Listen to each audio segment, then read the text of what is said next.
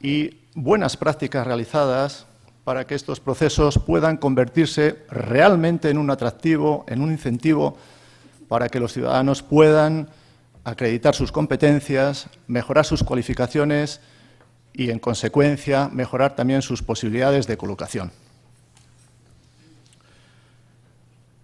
En cuanto a las presentaciones, contamos en la mesa con 3 compañeros que van a exponer cada una de las exposiciones que acabo de mencionar. En primer lugar, a mi derecha, Ángel de Miguel Casas, director general de Formación Profesional del Ministerio de Educación, Cultura y Deporte. Es licenciado en Ciencias de la Educación por la Universidad Central de Barcelona, máster de calidad, modelo FQM, pertenece al cuerpo de inspectores de educación, al cuerpo de profesores de enseñanza secundaria, al cuerpo de maestros y tiene numerosas publicaciones en materia de orientación, calidad y educación de personas adultas. A mi izquierda, Paulino Martín Seco, director del Instituto Nacional de Cualificaciones del Ministerio de Educación, Cultura y Deporte, doctor, ingeniero industrial por la Universidad de Valladolid, máster en Dirección y Gestión de Administración Pública por el INAP, profesor asociado en la Universidad de Valladolid, que además cuenta como autor y como coordinador de numerosas publicaciones, proyectos, estudios en materia de evaluación de cualificaciones profesionales en España, empleabilidad, formación profesional, acreditación de competencias profesionales, implementación de sistemas de gestión de calidad en diversas administraciones públicas. Y a mi izquierda también, don Luis Carlos San Cristóbal, de la Universidad de Valladolid, director de Observal, Observatorio de las Validaciones de las competencias profesionales de la Universidad de Valladolid.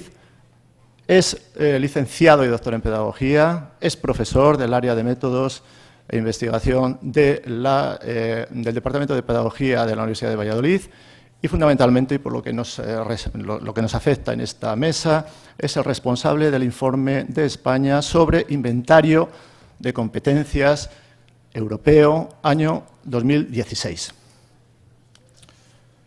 Pues, sin más, le paso la palabra a don Ángel Miguel de Casas.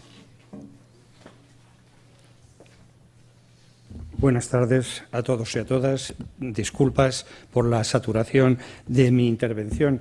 Realmente ha sido una coyuntura que no hemos podido evitar y que, por otra parte, estoy encantado si puedo colaborar en hablar de esta cuestión que, curiosamente, esta mañana no ha salido de una forma clara en la intervención que hemos tenido con los consejeros, pero que me parece que es de vital importancia para completar justamente algunas de las medidas que sí se han puesto aquí. ¿Cuál es? La de aprovechar todo el caudal de experiencia que mucha gente de España, trabajadores en activo o trabajadores en el paro, y que debe de ser aflorada con un reconocimiento de calidad y seguro, pero con un reconocimiento proactivo que resuelva algunos de los problemas que aquí hemos mencionado esta mañana. Porque yo creo que hay muchas personas que podrían y deberían llevar a un foro adecuado su experiencia laboral aprendida con procedimientos formales, incluso los no formales e incluso los informales, para que de forma acumulativa pudiesen llegar a tener el reconocimiento de sus certificados de profesionalidad y o de los títulos educativos. Pues en esa línea voy a hacer un breve recorrido corto porque tenemos que distribuirnos el tiempo y ahí se les pone, para que ustedes recuerden, porque estoy seguro que lo conocen, 2 elementos legislativos importantes. Realmente España es un país pionero en este tipo de planteamientos legales. Luego haremos una breve comparación con Europa, aunque mi compañero en la intervención, Luis, entrará más en detalle. Pero muy tempranamente, como digo, en el 2002 ya hay una ley orgánica de las cualificaciones de la formación educación profesional que da pie para el establecimiento de elementos comparativos entre el mundo laboral y el mundo formativo que permiten esta comparación entre elementos menores que sumados componen, como decía antes, los certificados y a la vez los títulos. Es decir, es una idea positiva que un mismo elemento sirva de unificación del lenguaje referido al mundo laboral y al mundo educativo. Esto, en mi consideración, está todavía poco explotado porque puede dar mucho juego. Y después, como se refería el moderador, pues tenemos la ley, el Real Decreto 1224 del 9, que pone en valor y en disposición de uso este tipo de actuaciones. Y así ha sido porque en este punto se señala que la competencia para esta cuestión la tienen las comunidades autónomas, si bien es verdad que hay un entramado de ayudas y de compromisos que afectan a las responsabilidades del Estado y de las comunidades autónomas. Ahí les expongo un breve gráfico. En la parte de arriba están los pronunciamientos europeos y en la parte de abajo están los pronunciamientos de España. Como ven, el rigor de las normas españolas llega antes que los pronunciamientos del ámbito europeo. Pero si avanzamos un poquito más, podemos ver que efectivamente, como ya les decía antes, hay 3 países en Europa, como son España, Francia y Finlandia, donde de alguna forma se demuestra que están más avanzados esas cuestiones en el ámbito normativo. Pero no importa, a mi modo de ver, tanto el ámbito normativo como el ámbito eficaz de esa cuestión, que yo creo que es donde no se ha conseguido a plena satisfacción y al ritmo adecuado esa responsabilidad. Porque, claro, realmente aquí lo más importante es fijarse en cada una de las personas. Estamos hablando naturalmente no de la formación inicial del sistema educativo, sino de la participación del sistema combinado integrado, que es una realidad muy positiva, como les decía antes, el hecho de que educación y empleo, empleo y educación se hayan puesto de acuerdo en respetar unos mismos principios que a su vez están reconocidos en el ámbito europeo, y es la cualificación y el entronque con el reconocimiento europeo del marco europeo de las cualificaciones. Pero, como les decía, lo más importante es que se establezcan sistemas de atención a la situación personal. Quiero decir, la persona aquí es lo más importante, la persona es una situación irrepetible donde se concitan la experiencia propia que le es seguramente singular y que puede parecerse a otras experiencias vitales, pero que naturalmente por el grado de formación, por la extensión de su experiencia laboral o por las circunstancias que se ha desarrollado, hacen de cada situación una situación específica y personal. Seguramente por ello es difícil y complejo llevarlo a la práctica, porque tenemos claro que atender cuáles han sido las circunstancias en las que se pueda evidenciar la experiencia acumulada, cómo se adquirió, por cuánto tiempo, en qué aspectos, en los teóricos solo, en los prácticos solos, una combinación de ambas cosas, pero la idea es muy feliz porque lo que se trata es de averiguar en qué situación de aprendizaje y de madurez sociolaboral o laboral y personal se encuentra para construir sobre ella los elementos formativos que le sean necesarios para llegar al reconocimiento de esas habilidades. Y si esa oportunidad, si esa consideración lo combinamos con la situación que nos ha tocado vivir, donde el desempleo es una palabra repetida y tristemente frecuente, y añadimos la tasa altísima de abandono escolar temprano y a la vez que el sistema de empleo durante muchos años ha empleado a personas con muy baja cualificación laboral, pues y a eso unimos, como ya se mencionó esta mañana, un reparto entre los estudios primarios, secundarios y terciarios, donde los estudios primarios y los estudios universitarios tienen un desarrollo igual o superior a la media de los países de nuestro entorno, vemos que naturalmente tenemos que aprovechar todas las ocasiones para formar y o reconocer la formación que puedan tener cada una de las personas que acudan a nuestro sistema. Ahí se les pone, tampoco quiero entrar mucho porque esto va a ser objeto de tratamiento por parte de mi compañero, del otro compañero, de los procedimientos en España. Pero por resumir, diríamos que naturalmente hay desafíos de hacer llegar la información a todos los sectores de la población. Ahí pueden ver cómo en algunos estamos casi en el borde, en el tope de esta cuestión, y otras, como por ejemplo puede ser la emisión de guías o de la preparación de evaluadores y de orientadores, pero sin embargo ya veremos después cómo hay procedimientos donde por alguna razón que estamos estudiando y que parece evidente, pero hay que profundizar más, pues encontramos que no se ha avanzado por parte de casi ninguna de las comunidades autónomas, que como he dicho antes, tiene la responsabilidad de su convocatoria, y si se ha avanzado ha sido en sectores muy específicos del ámbito laboral. Y además en sectores que vienen marcados por la obligatoriedad de reconocimiento o la exigencia del reconocimiento de certificados o cualificaciones en los trabajadores. Me estoy refiriendo, como todos intuyen, en sectores, por ejemplo, de atención a la dependencia, o otros sectores donde la colocación ya existe, pero no estaba ajustada la colocación con las certificaciones. Y si nos referimos a las convocatorias, ahí pueden ver que cómo, por ejemplo, en la primera columna que se refiere al número de plazas convocadas, estoy hablando de un antes y un después de un informe que el INCUAL, el Instituto de las Cualificaciones, el Instituto Nacional, hizo a finales del 13 y un seguimiento de ese estudio que va en los años 14 y 15 hasta el principio del 16.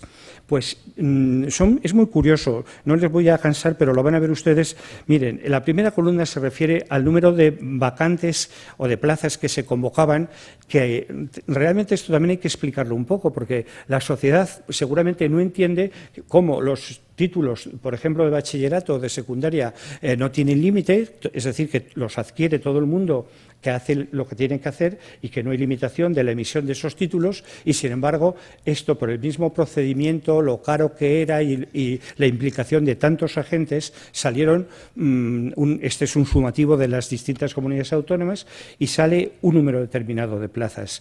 Bueno, hay un boom de presentaciones, la segunda columna, de donde hubo una campaña en la televisión y en la radio en aquel momento, donde parecía que solamente por cuidar a la abuela pues te iban a dar el certificado de la atención a la dependencia, y gracias a Dios se impuso la calidad y el sentido, la calidad del sistema, quiero decir, y el sentido común, pero aún así el conjunto de evaluadores reconocen la posibilidad de poder ser evaluados a un colectivo, se evalúan, estamos en la cuarta columna, salen positivamente evaluados, hay un procedimiento después para la petición de los certificados de profesionalidad y otro para el certificado de los títulos, y finalmente vemos que no se apuran, no se aprovechan, no se llega al agotamiento de las plazas que se habían propuesto.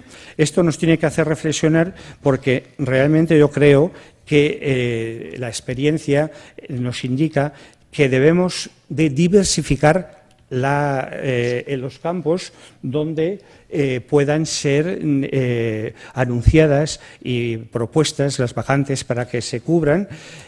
Ahí pueden ver cómo en la columna primera de ese gráfico es para un periodo más largo, desde el 9, que sale el 12-24, hasta el 13, que se hace el estudio, y la columna de la derecha es escasamente en estos 2 años siguientes, y el número de plazas que han salido en estos 2 años es casi igual y en algunos casos superior al que se había producido antes.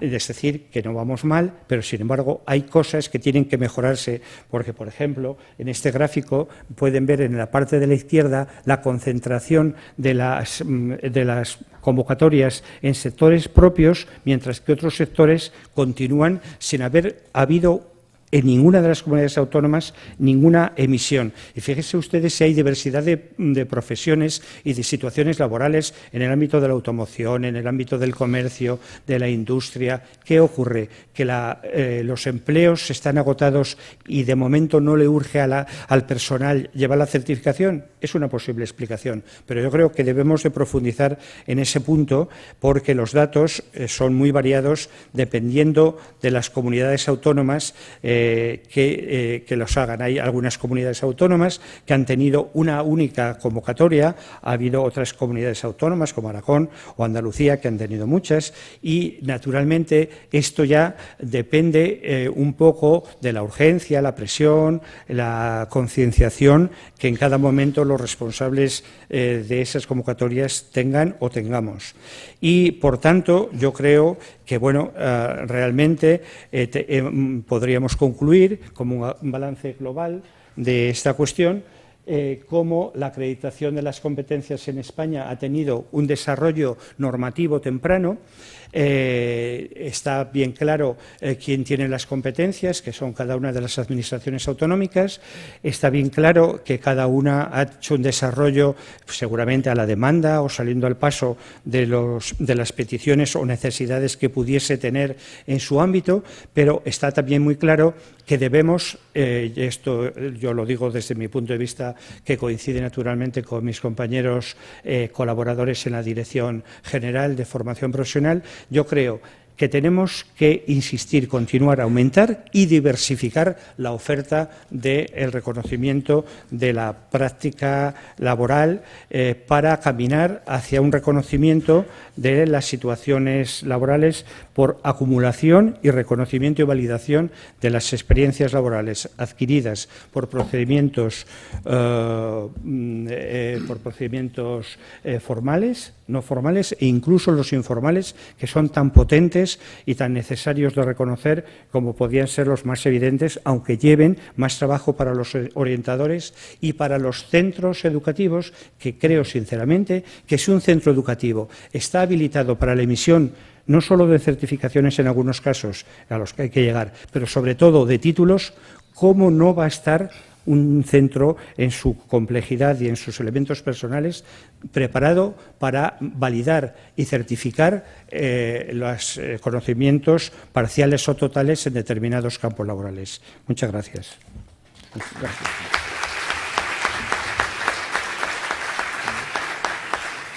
Gracias, Ángel de Miguel. Muy interesante el recorrido panorámico por la situación real en España de la acreditación. A continuación, Paulino Martín Seco, gestión del proceso de acreditación de competencias.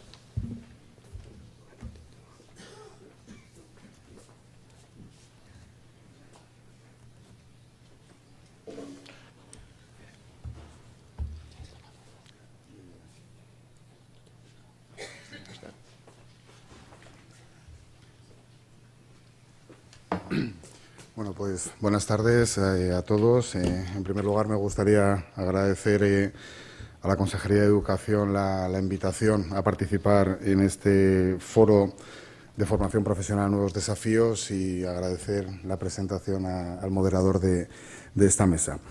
Después de la presentación realizada por el Director General de Formación Profesional, yo me gustaría ahondar en algunos aspectos concretos, manteniéndome en esa misma línea, en esos mismos datos referenciados a esos dos informes que se han hecho a petición de la Comisión Interministerial para el seguimiento del procedimiento de acreditación, presidida por el Director General de Formación Profesional, cuyo objetivo fue precisamente analizar qué es lo que había pasado en el procedimiento de acreditación de competencias desde la publicación del Real Decreto en el año 2009, en este caso hasta diciembre de 2015, que han sido las últimas convocatorias analizadas. Pero lo quiero analizar desde otro punto de vista, desde otra serie de factores, que es lo que da título a esta parte que a mí me ha tocado hablar en el día de hoy, que es cómo se gestiona el procedimiento, cómo se debe gestionar el procedimiento y qué elementos deben garantizar la eficacia, la eficiencia y la efectividad de ese procedimiento para conseguir romper alguna de las barreras que ya ha apuntado el director general anteriormente, como la extensión del número de plazas o la posibilidad de que en determinadas comunidades autónomas hayan desarrollado más convocatorias, menos, mayor número de plazas o menos.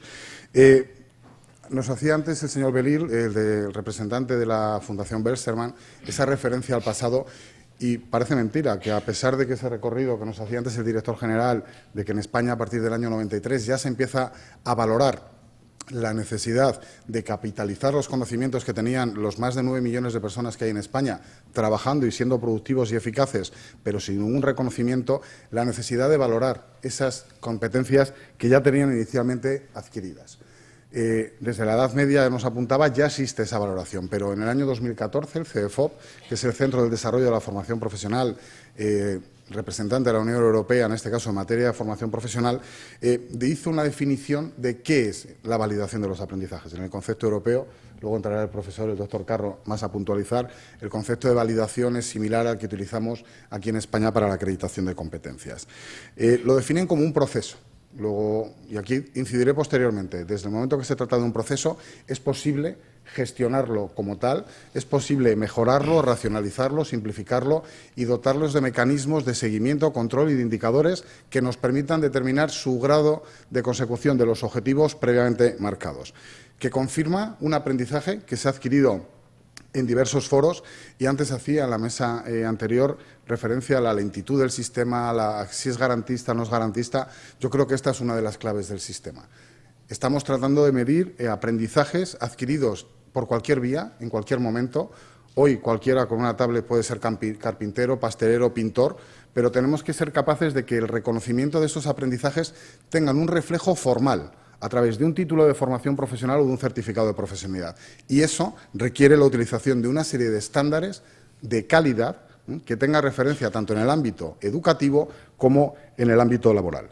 Este concepto también fue introducido ya en el año 96 en el informe Delors, que hablaba de esa necesidad de capitalizar todos esos conocimientos y más ante la aparición de nuevas tecnologías que no van a estar al alcance de la rápida adecuación de los centros educativos, porque va a ser imposible en muchos casos que esas nuevas tecnologías se puedan adecuar con garantías, según tenemos en la actualidad nuestro sistema. El director general también ha hecho una serie de referencias a una serie de normas, pero yo sobre estas normas me gustaría concretar un aspecto. Y el aspecto es que todas ellas hablan de la necesidad de gestionar el procedimiento de acreditación o de validación de los aprendizajes a través de mecanismos que garanticen la calidad del mismo. Y esa definición de calidad, diferentes autores en el ámbito europeo, como James Bernabol, o en el ámbito internacional, sobre todo en el norteamericano, como Joy Van Cliff, lo definen en diferentes ámbitos. Pero esos ámbitos, a pesar de que, como ya indicaba el director general, España, junto con Francia y Finlandia, ya tienen un sistema integral, todavía ninguno de los países ha establecido cuál debe ser ese marco de garantía de calidad específico para el procedimiento. Pues voy a tratar de analizar, o hemos tratado de analizar, las normas a nivel europeo, las normas a nivel nacional en materia de acreditación y las normas en las diferentes comunidades autónomas, precisamente buscando eso, buscando qué referencias se hacía a la garantía de la calidad, a la gestión de los procesos y qué mecanismos se podían utilizar para sustentar esa calidad. Vemos dos claras tendencias. Primero, normativas europeas y nacionales que suponen un marco de referencia, una norma básica para el resto de comunidades autónomas, que son, como ya se ha indicado anteriormente, las responsables del procedimiento de acreditación, donde se han definido unos marcos de garantía de calidad muy generales, muy globales. ¿Para qué? Para que posteriormente las comunidades, en función de las necesidades propias y específicas, pudieran concretar esas herramientas de la calidad. Este gráfico muestra precisamente cómo sí que se han definido procesos y mecanismos de información y de garantía más en el ámbito de las comunidades autónomas que en el marco nacional o en el marco europeo. Les hacía antes referencia a que diferentes autores han hablado de calidad y lo han hecho en diversos ámbitos. Hay quien habla que la calidad del procedimiento de validación de los aprendizajes está garantizada cuando las políticas y la legislación cumplen con unos parámetros concretos. Hay quien dice que cuando los recursos utilizados para la realización del procedimiento están validados previamente. Hay quien introduce el concepto de los procesos, cuando esos procesos de evaluación, de acreditación y de registros tienen mecanismos de garantía de calidad, pero hay que añadir dos aspectos que sin duda son los que deben ser necesarios utilizar para mejorar la eficacia y la eficiencia del procedimiento. Tener mecanismos de garantía para la detección real de las necesidades en materia de acreditación y dos, determinar cuál ha sido el resultado de ese procedimiento de acreditación. Y para ello lo apuntaba esta mañana la consejera de Educación andaluza, a veces no tenemos que inventar nada y ya está todo inventado. En el año 2009 se publicó el Marco Europeo para Garantía de la Calidad en la Formación Profesional, que establecía precisamente que todos los elementos, tanto sistemas como proveedores, que asuman responsabilidades en formación profesional, podían utilizar este marco, donde sale una serie de descriptores, de indicadores, que permitan a las diferentes instituciones o a los responsables de los centros acometer pequeñas mejoras para alinearse en torno a ese ciclo de calidad que marca Equavet. Esa necesidad se debe de agrupar. Y aquí se han apuntado antes muchos objetivos en esta mesa. Se ha hablado de las políticas, se ha hablado de las ofertas, se ha hablado de la escasez de recursos. Quizás lo que tengamos que hacer es alinear precisamente todas esas materias a las que hemos hecho referencia. La necesidad de alinear las estrategias en materia de validación, dotarlos de los recursos necesarios en función de los objetivos que queremos conseguir, establecer procesos homogéneos, estándares en todas las comunidades autónomas que nos permitan utilizar sinergias ya desarrolladas en otras comunidades y establecer mecanismos de seguimiento, sin duda son los 4 pilares en los que debe sustentarse cualquier sistema de gestión de la calidad y más en concreto para el procedimiento de acreditación de competencias. La situación en este caso es que lo que nos tenemos que plantear es qué queremos. Y esto a futuro tendremos que analizar qué es lo que esperamos de ese procedimiento de acreditación de competencias y a dónde queremos llegar con él.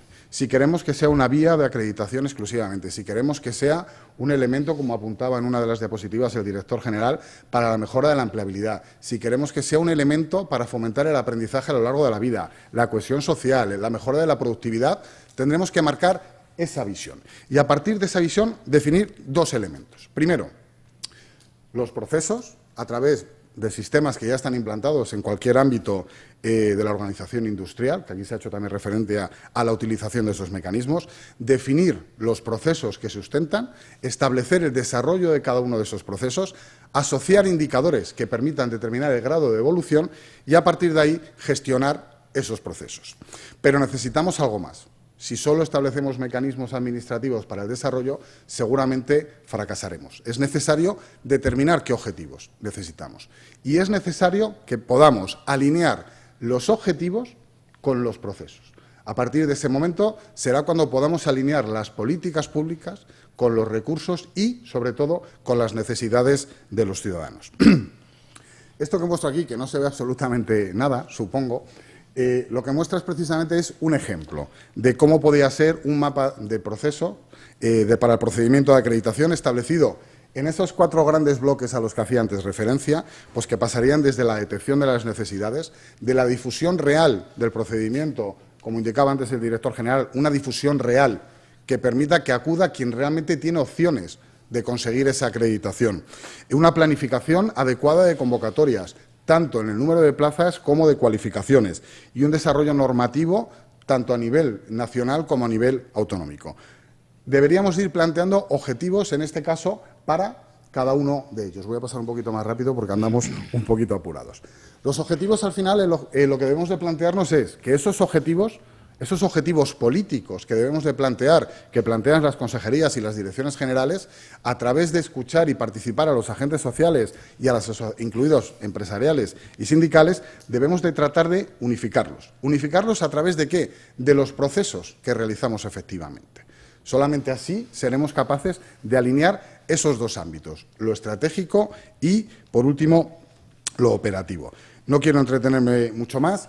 Al final esto requiere de 2 aspectos fundamentales. Determinar relaciones. Determinar qué relaciones hay entre los procesos, cómo una buena planificación puede permitir... Perdón. ¿Cómo quitamos esto? Ahí, vale, ya está. ¿Cómo podemos determinar la relación que hay entre los procesos? ¿Qué relaciones debemos de establecer previas entre los objetivos y los procesos que pueden permitir alcanzar esos objetivos y la relación que tenemos que determinar entre los objetivos? Una cuestión es que nos planteemos que queremos acreditar a los 9 millones de personas y otra cuestión es cuándo y cómo debemos realizar esa acreditación de competencias. Por lo tanto, y un poco como conclusión, porque andamos muy justos de tiempo y sí que nos gustaría dejar un poco de tiempo para el debate, como ya indicó antes el director general, hemos tenido un gran desarrollo político y normativo y con un gran acuerdo a nivel nacional, pero falta, o se ha podido ver, una falta en el desarrollo operativo del procedimiento. Tenemos la necesidad de adaptar nuestras normas a las nuevas recomendaciones publicadas en el año 2012 y a las nuevas directrices del CEDEFOP del año 2015, que posteriormente nos comentará el profesor Carro. Y, por último, que es necesario implantar sistemas de gestión para mejorar la gobernanza absoluta del procedimiento. Y, sobre todo, debemos hacerlo de forma participada y consensuada para fijar cuáles deberían ser las necesidades reales y con la implicación de todos, como se ha apuntado ya, la implicación de las empresas, de los centros y de las administraciones públicas. Muchas gracias por su atención.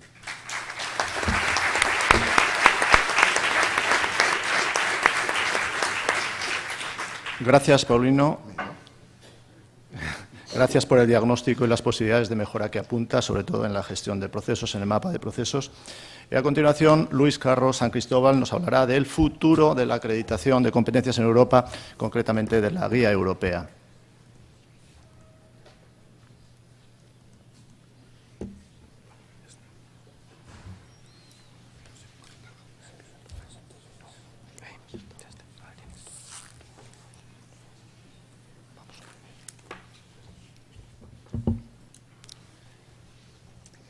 Buenas tardes. En primer lugar, agradecer a la organización de la Dirección General de Formación Profesional y Régimen Especial de la Consejería de Educación de esta comunidad autónoma. Y es para mí un honor poder estar hoy aquí y compartir algo de lo que yo ya llevaba tiempo esperando. En el Observatorio de Validación de Competencias, que ya tenemos una larga trayectoria de casi 10 años, observando qué pasa con aquello que aprendemos a lo largo de la vida y si eso que aprendemos a lo largo de la vida tiene algún valor. Y en ese sentido, hace un año, más o menos, estábamos esperando lo que hoy es una realidad, y es incluso la edición española de las directrices europeas de validación del aprendizaje no formal e informal. Y esta es un poco la idea de lo que en esta sesión queremos presentar de manera muy rapidita, que es entender esta idea del proceso de validación sobre la base de un desarrollo histórico que es los principios que han regulado todo este proceso desde el año 2004 y anteriormente a través de las directrices europeas. Y en ese sentido se pone en énfasis la idea de que es un derecho de las personas. En todo momento tenemos que pensar que solo valga lo que hemos aprendido en el sistema formal es un error, y quizá hoy nos estamos dando cuenta que hay que pagar ese error, porque vemos que con la formación que en este momento tenemos, esta industria 4.0 con una formación 1.0 no encajan bien, y le estoy dando valor de 1.0. Algunos están en el 2 o en el 3, pero creo que vamos justos. Y en ese sentido, las personas, esos aprendices que a lo largo de la vida han desarrollado sus competencias, es muy justo entender que es un buen momento para dar valor a todo esto que se aprende a lo largo de la vida. Reconocer este proceso significa garantizar a través de un mecanismo la calidad del mismo, y que no vale cualquier cosa, y que no lo que aprendo en mi casa me sirve, sino que yo tengo que demostrar esa competencia y la pueda dar valor a través de un mecanismo que alguien tiene que decir que lo que yo he aprendido es válido. Y entonces, en ese sentido, necesito de una buena orientación, porque igual todo no vale.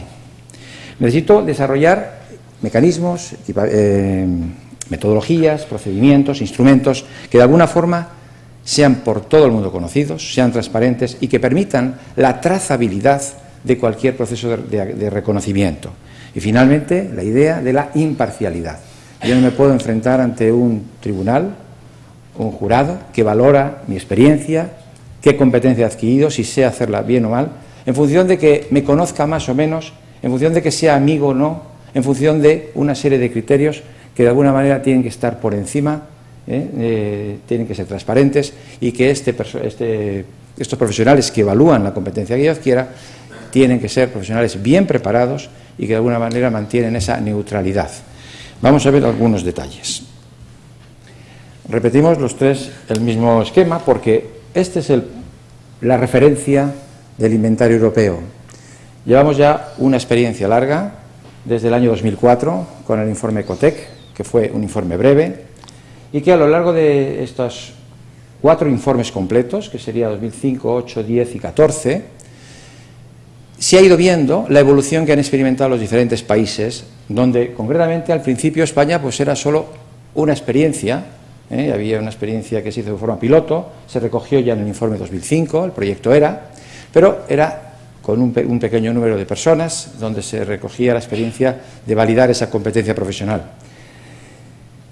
Ya entonces, el sistema español tiene un sistema integrado, donde la formación profesional y la formación profesional para el empleo reconoce como mecanismos la posibilidad de ver que las personas no vienen neutras, no vienen vacías, vienen ya con una experiencia, y permite el sistema que de alguna manera se pueda ver las conexiones, porque contamos con un elemento clave, que es el Catálogo Nacional de Cualificaciones. Es precisamente este instrumento uno de los que han sido mejor valorados en los diferentes informes europeos de los inventarios, que lo que pretenden es la comparabilidad entre países, y es precisamente este catálogo europeo objeto de envidia, Catálogo de Cualificaciones español, envidia del resto de países europeos, porque en otros lugares no tienen este referente y todavía siguen discutiéndose lo que en una región se considera válido y en otra igual no lo es tanto. Nosotros en este país tenemos un buen desarrollo normativo, pero quizá la manera de ponerlo en la práctica adolece de la suficiente pericia para entender un lenguaje común. Pero creo que poco a poco se van aproximando estas situaciones. Como así lo va a atestiguar el informe 2016, el inventario 2016, que se espera aparezca, pues supongo, por la cantidad de trabajo que supone, a finales del verano, o primero de septiembre, octubre, aparezca. Entonces, en este sentido, todos estos documentos que han sido generados en los diferentes inventarios han permitido entender de unas directivas europeas que lo que fueron intenciones, se ha mencionado al profesor Jens Bjørneboe, que sería uno de los padres de la idea de la validación de la acreditación de competencias en Europa, y quien más apuesta, y sigue siendo un gran activista, diciendo defensor de que las personas aprenden mucho y bueno a lo largo de su vida, y hay que desarrollar un mecanismo que así lo reconozca. Y en ese sentido, este es el mapa que se dibuja del inventario anterior, y que esperamos que el color azul, que significaría una estrategia integrada de todos los sistemas, que en este momento hay 4 países, que no se veía bien, Luxemburgo, que aparece pequeñito, también tiene integrada la estrategia dentro de lo que es cualquiera de los sistemas de formación. Otros países no tienen ni estrategia. ¿Por qué? Pues en el caso de Reino Unido mantienen agencias regionales, Escocia, el sur, Gales y, se me olvidó, Londres, todo lo que es. Tienen sus propias agencias y tratan de valorar de acuerdo a cánones establecidos por ellos, de acuerdo a criterios de normalización. Pero todo esto poco a poco va generando la necesidad de crear estos marcos de comparación y ver la posibilidad de un reconocimiento profesional de acuerdo a ese catálogo. Esperamos que a final del verano aparezca. Haciendo un recorrido rapidísimo, vemos los distintos hitos por los que ha pasado el proceso de validación, y con los diferentes informes y declaraciones, como es la de Copenhague, la de Maastricht, la de Helsinki, Bordeaux, Brujas, hasta que llega en el 2012 la recomendación de la Comisión Europea a todos los gobiernos y les dice: para 2018 todos los gobiernos habrán establecido mecanismos de reconocimiento de la experiencia, de las competencias adquiridas por las vías no formales e informales, y que sean incorporados a lo que es el sistema formal.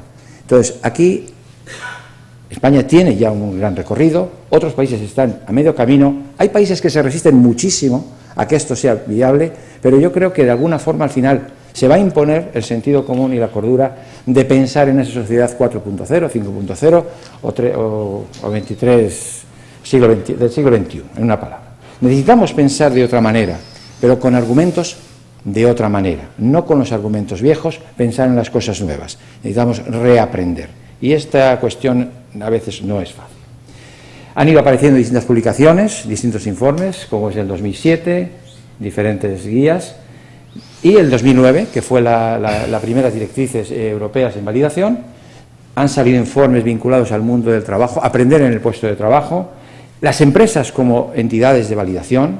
hasta que ya recientemente, en diciembre de 2015, aparece la edición en versión inglesa de esta guía de las directrices europeas, y que insistimos en su momento al CEDEFOP que, como tenemos un nivel de conocimiento de lengua inglesa un tanto escaso, fue una petición encarecida desde el observatorio que se hiciera la traducción, que nosotros nos encargamos de difundirlo hasta debajo de las piedras. ¿Con qué finalidad? La de que todo el mundo conozca de que se aprende de muchas maneras y no solo en el sistema educativo formal. Porque hay quien estudió una carrera, la terminó y dijo, yo con esta para toda la vida. Bueno, pues ya se ha dado cuenta que después de haber acabado la carrera, lo que aprendió no le ha servido para empezar a trabajar, pero ha aprendido muchas más cosas que no están recogidas en ningún título. Cuando uno cambia de empresa, quiere que le sigan reconociendo lo que ha aprendido y se ve con dificultades. ¿Y quién me reconoce todo lo que yo sé? Y hablamos de la recolocación y dices, yo que llevaba 30 años en esta empresa, que tengo dos licenciaturas, que tengo 3 máster, y ahora me piden una cosa que yo de esto de tecnología no sé dónde voy. Entonces empezamos a cuestionarnos qué hemos hecho para nosotros mismos crear un sistema que va contra nosotros, que no nos reconoce. De aquí que la insistencia de la Comisión Europea sea la de que se aprende a lo largo de la vida. Jacques Delors ya lo planteaba así, y la UNESCO está insistiendo muchísimo, donde no es una preocupación de aprender solo los primeros años, que la gente adquiera una primera formación básica, sino que ahora, por ejemplo, la UNESCO se preocupa qué pasa con la formación a partir de los 16. La OIT insiste en la misma tendencia. Nosotros no podemos ser menos ni conformarnos con un sistema que nos deje tranquilos con que he acabado el doctorado y he terminado. Pues no, todavía hay que seguir aprendiendo. Bueno, en esta guía, la tienen ustedes, solo voy a pasar a presentar rápidamente en cómo está estructurada. Lo primero que va a recoger son las fases por las que pasa el proceso de validación del aprendizaje no formal e informal. En España tenemos un procedimiento muy similar. Aquí se trata de determinar qué es lo que se puede acreditar y qué es lo que no se puede reconocer. Entonces tenemos que tener claro que hablando con la gente le diga, esto que sabes es reconocible y esto que dices que sabes no puedes acreditarlo. Necesitamos una importante orientación al usuario. Documentar todo, es decir, traer las evidencias suficientes para demostrar lo que uno sabe hacer. Hoy las empresas te dicen, bueno, sí, el título es muy bonito, y le dan la vuelta y dicen, aquí no pone nada, ¿qué sabes hacer? Entonces viene el problema de poder acreditar, no porque el título diga que tengo ese nivel de cualificación, de formación, sino qué he aprendido. Y aquí es donde vienen los problemas, que no sabemos demostrar lo que sé. Y muchos estudiantes han aprendido, ¿a qué? A superar las pruebas, a pasar exámenes. Pero llega el momento de trabajo real en la empresa y les cuesta identificar cuál es la competencia que allí tienen que desarrollar. El proceso de evaluación sería la parte formal de esa experiencia, y finalmente la certificación. Y como ya hemos visto en la gráfica anterior, donde muchas personas solicitan ser acreditados, pero luego no continúan hasta el final diciendo, y acredito mi experiencia con un título o un certificado. La persona es el centro, por lo tanto, es la persona la que decide, es quien quiere, de alguna manera, decir, quiero que mi experiencia sea reconocida, quiero dar valor a lo que yo tengo, nada me puede obligar. Necesito una buena orientación y una buena información que de alguna manera me lleve a tomar decisiones, y puedo decir que empiezo y no acabo, que puedo decir que ya lo haré, que puedo decir que quiero llegar hasta el final. La persona es libre de tomar esa decisión, y está recogido en la guía, donde se pone mucho énfasis a que las personas sean libres de hacer con ellas, con su vida, lo que consideren, con una buena información. No puede ser que todas las amas de casa vayan a tener títulos de formación profesional. Y traigo aquí un mensaje negativo, del año 2009, que todavía resuena. Lo recuerdan, ¿verdad? Todavía resuena. Esa frase hizo mucho mal a la sociedad española. A muchas personas, que son varios millones, que no tienen reconocida la experiencia y que les gustaría el reconocimiento. En vez de haber dicho eso, hubiera dicho, recoja usted evidencias suficientes como para demostrar que eso que usted ha aprendido es equiparable a una unidad de competencia. Vamos a empezar por abajo, a una unidad de competencia.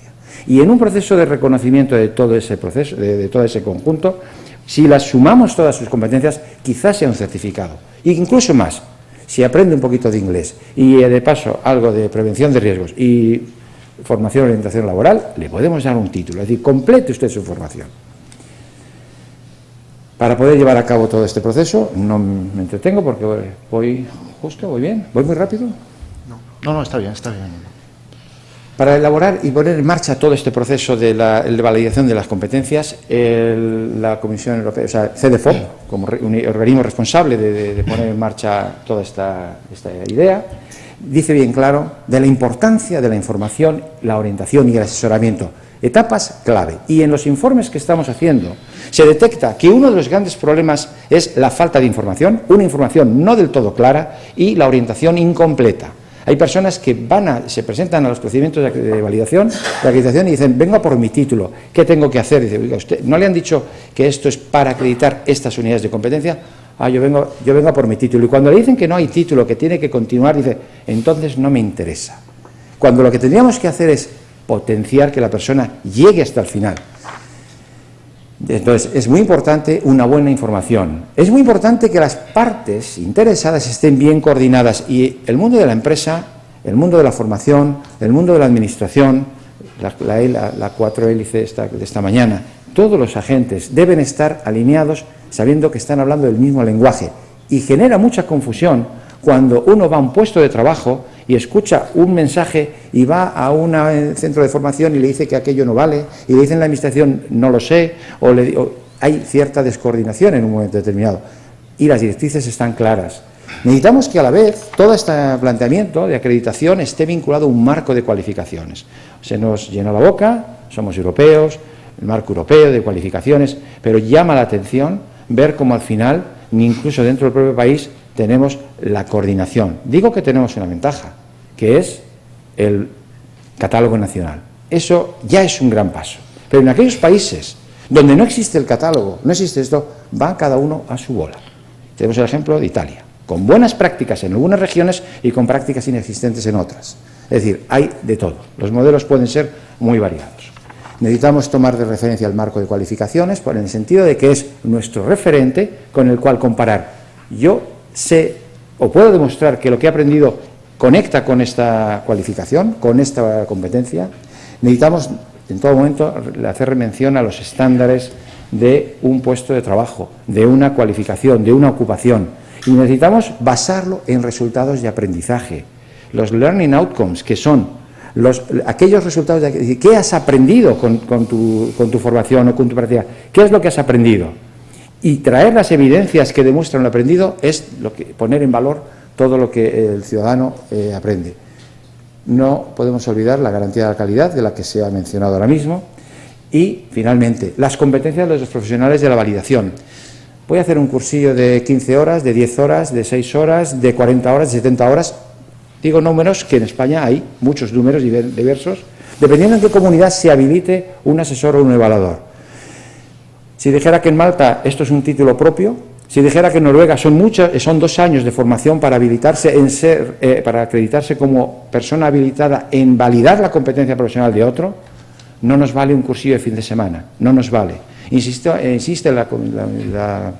CEDEFOP, la Comisión Europea, en la calidad de la formación de los asesores y evaluadores, en la necesidad de poner encima de la mesa cuáles son los criterios para aprender a ver y recoger suficientes evidencias de la experiencia aprendida por una persona.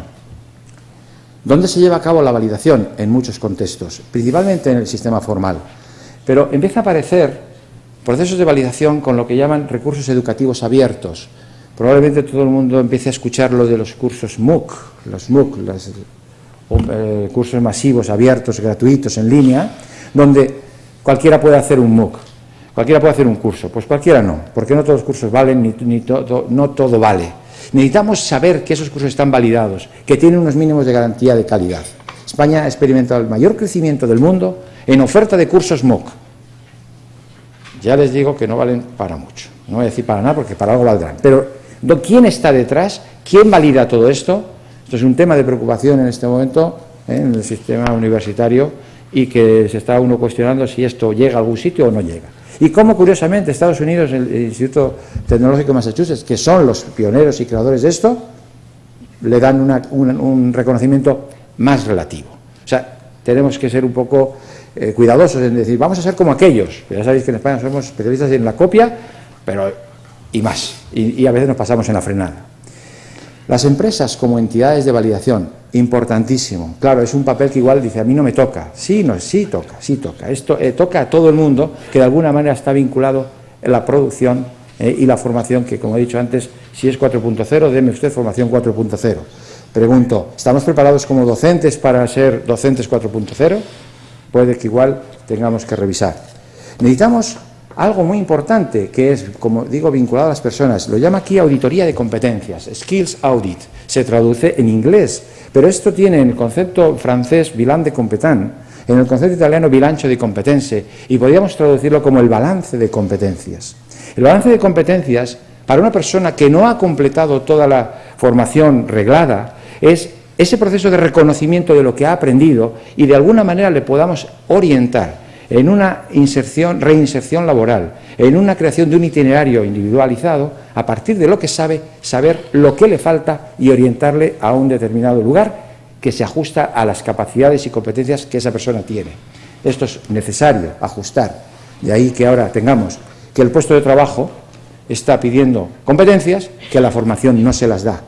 Y no se las da porque dice, ¿y en qué título se imparte esto? No vamos a cambiar el título, no vamos a hacer cursos nuevos. A ver cómo lo hacemos, de manera que es que tiene que ser para el mes que viene. Uy, lo tiene que aprobar la NECA, en títulos universitarios. Y entonces, claro, empezamos a ver dificultades en algo que tendría que ser mucho más ágil. Y finalmente, el sector de voluntariado, sobre el cual recae una responsabilidad, puesto que ya en la ley de voluntariado se aprueba ya que serán las organizaciones las que empiecen a decir, no es un voluntario al uso, sino es un voluntario con una competencia que habrá de ajustarse a un catálogo de referencia. Tenemos en Europa el catálogo ESCO como un catálogo de referencia al que también tendríamos que de vez en cuando consultar. No me detengo en las empresas. Las empresas, ¿puedo? No puedo, no me detengo. En la página pueden seguir leyendo herramientas para obtener pruebas y herramientas para demostrar las pruebas. Europass, insisto, soy el pesado del Europass, insisto, donde más de 250 millones de Europass se han realizado a través del sistema. Solo 65 millones se han completado. España en esto usa mínimos. ¿Por qué hay tanta resistencia a utilizar el Europass? Yo se lo voy a decir, porque tenemos miedo a decir lo que sabemos, porque no somos capaces de identificar, no en un título universitario o de formación profesional, sino lo que sé hacer en términos de competencia. Nos cuesta identificarnos a nosotros mismos. No es fácil, pero no es imposible. Y aquí están las 100 preguntas que las tienen en el libro. El futuro. Pues necesitamos nuevas competencias. El robot ese es el que está pensando en nuevas ocupaciones. Por lo tanto, yo me inquietaría. Y hay un señor ya jubilado que está aprendiendo a lo largo de la vida. Quiero dejar esas 3 imágenes como 3 puntos de reflexión para lo que ahora llegue y lo que venga después. Muchísimas gracias.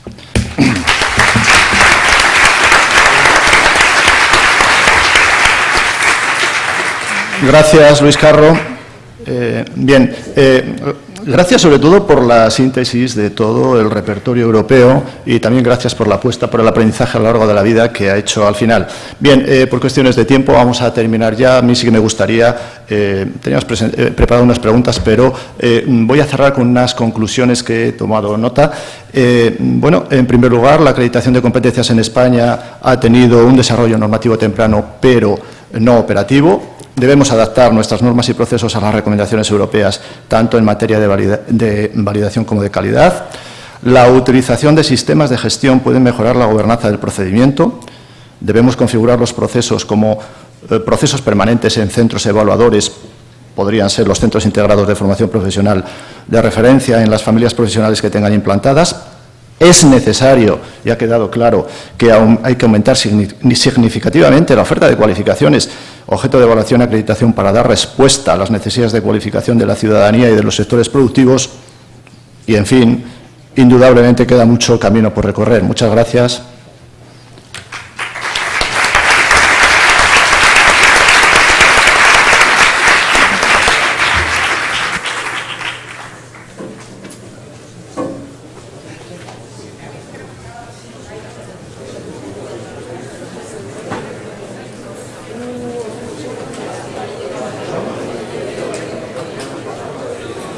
Gracias.